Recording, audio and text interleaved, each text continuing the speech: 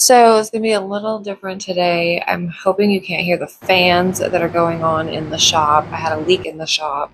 I was supposed to get this video up yesterday and I couldn't because there was even more fans. So I'm going to record at the oil that I'm going to make. So stay tuned while I try to hammer this all together. So I talked about fresh chickweed briefly the other day based on a comment I got from the community. And it's really easy to spot fresh in the yard, and people make salads with it and smoothies and all kinds of seasonal stuff with it, which is super great. But in the shop, I use it dried. I'm usually thinking a little differently because fresh chickweed is one thing, but dried chickweed is where it starts becoming practical for shop work at the bench.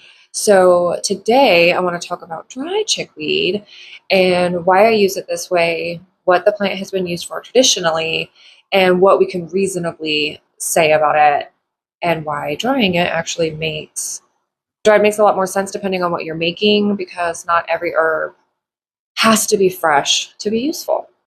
So chickweed, which is usually Stellaria media, is one of those plants that gets dismissed because it's common. It's soft, it sprawls out, and it shows up everywhere.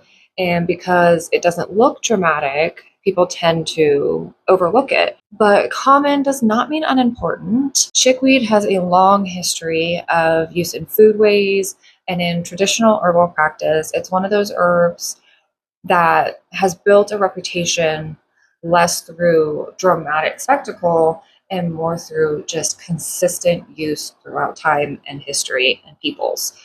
It keeps showing up because people keep finding it useful. And this is where I want to make an important distinction. A lot of people think that chickweed, they think of it as the fresh herb first. And I understand why. It's super moist, it's super tender, it's green, it has a very cooling feeling, very spring coated as a plant. But when I'm working in the shop, especially if I'm making something like an oil infusion, which I love to do, or a salve or a balm or another preparation where moisture becomes a problem, dried chickweed makes a lot more sense. Fresh chickweed is super juicy, and that's part of the appeal, but also part of the challenge if you're trying to work with it in a shelf-stable type of formulation. Fresh plant material brings water with it. Water in the wrong type of preparation can really shorten a shelf life, destabilize the product, and create a mess that you didn't intend to make. We're talking bacteria, all the things. So when I use dry chickweed, I'm not doing it because fresh chickweed is bad. Obviously, it has a beautiful place in our world of plants, but I'm doing it because dry material gives me more control. It's easier to work with. It's easier to store. Like I can store a huge amount of it. It behaves better in an oil, and it fits the rhythm of a functional apothecary a lot better than trying to catch every herb at its peak freshness and immediately try to force it into something before it spoils. So traditionally, chickweed has a reputation of a soothing herb. You can see why that comes up again and again in connection with hot, irritated, uncomfortable, like reactive states on your skin. And that's part of why it matters, because some herbs build their traditional place not because they're flashy, like I said, but because they repeatedly lend themselves to a certain kind of use. And chickweed has been long associated with topical applications, especially where something feels irritated, dry, itchy, or just generally aggravated, like any part of my kid's body when they've been playing in the yard in the spring or the summer in the South. God help us all. Now, as always, I want to be careful with how I say that, because I don't do miracle talk, and I'm not interested in turning every traditional herb into an overblown claim. But I do think that it's fair to say that chickweed has earned a lasting place in the herbal world as one of those plants that people continually reached for when they wanted something soft, cooling, leaning, and more supportive in external preparations. And part of why chickweed keeps showing up in the herbal discussion is because it's not just an empty green plant. It contains a range of plant compounds that people will recognize from other useful herbs too. Things like flavonoids, saponins, phenolic compounds, minerals, and other like secondary plant constituents that make it more than just a filler. So now that That doesn't mean like we can just jump from contains interesting compounds to clinically proven to do everything that the internet says. That's the leap where people lose me. And that's what my whole deal is about, is just kind of like bringing it back to center. So, but that explains why chickweed has remained relevant, both as a spring edible and as an herb used in topical practice. There is substance there.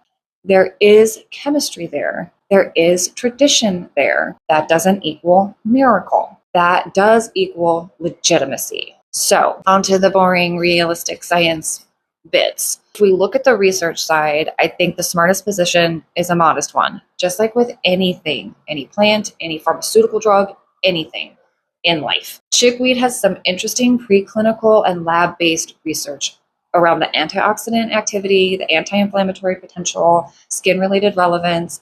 That is absolutely worth paying attention to. Clearly, I have a giant jar of it, but I wouldn't oversell it. This is not one of those herbs where I would stand here and act like there is an enormous mountain of strong human clinical data. I just am not going to stand here and lie to you about that. Proving every traditional use in a neat little package is not necessary.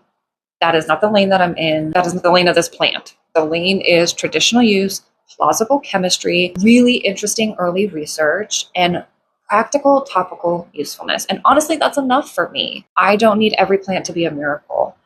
Not every plant needs a marketing department behind it to justify keeping it in my apothecary or anybody's apothecary. Another thing we're saying is that people sometimes assume an herb loses all meaningful value the second it becomes dried.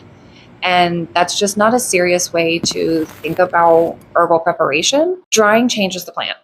Yes, of course it does. Fresh chickweed and dried chickweed are not the same experience. They are not interchangeable in every context, and that does not make dried chickweed useless. It doesn't make fresh chickweed useless. It just means that the herb is being directed into a different kind of work, depending on what you're wanting to do. Fresh chickweed might be lovely in food and immediate fresh preparations like a poultice or a smoothie or a salad or whatever, or in like very seasonable or seasonal uses.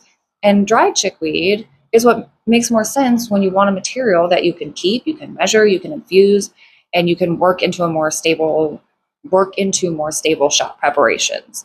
So, and that's exactly why, before I drop it, I am using dried chickweed here, because whether I turn this into a salve or an infused oil, or even toward like work it towards a gentle glycerate, I want an herb in a form that gives me more control over the preparation. If I'm putting an herb into oil, I don't want unnecessary moisture. I don't want unnecessary moisture tagging along for the ride. If I'm building something for the shelf rather than for immediate use, I want the plant to cooperate with the method. So if I intend to make something simple, useful, and grounded, dried chickweed fits that job beautifully.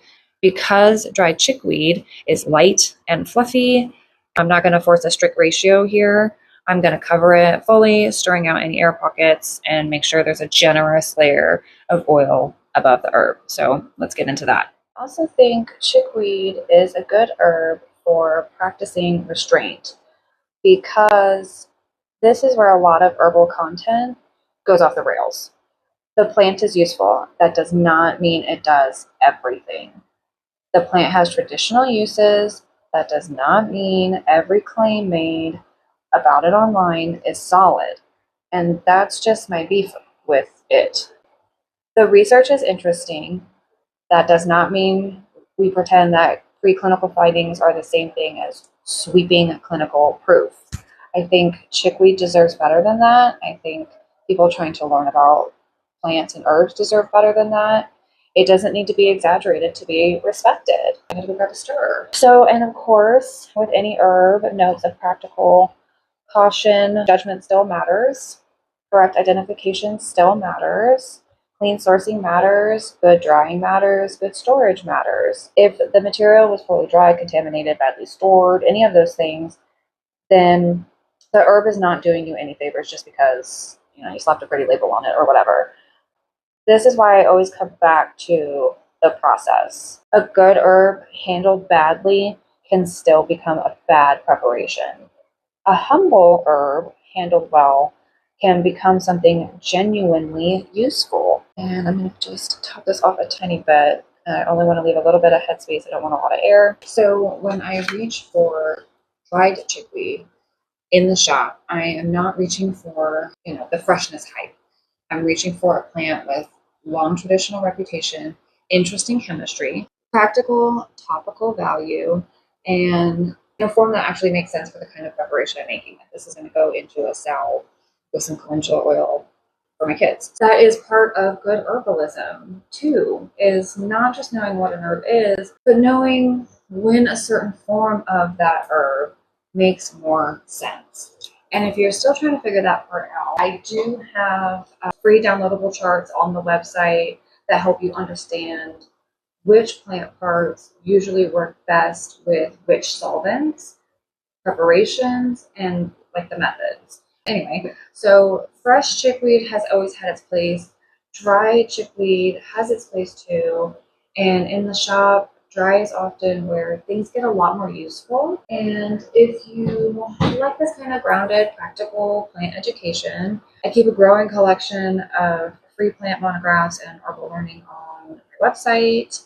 Because good herbalism is not just knowing the plant, it's knowing the right form for the job. So like, comment, share, all of the things, you know what to do. Let me know if you have any other questions, comments, concerns, and I will see you guys in the next one.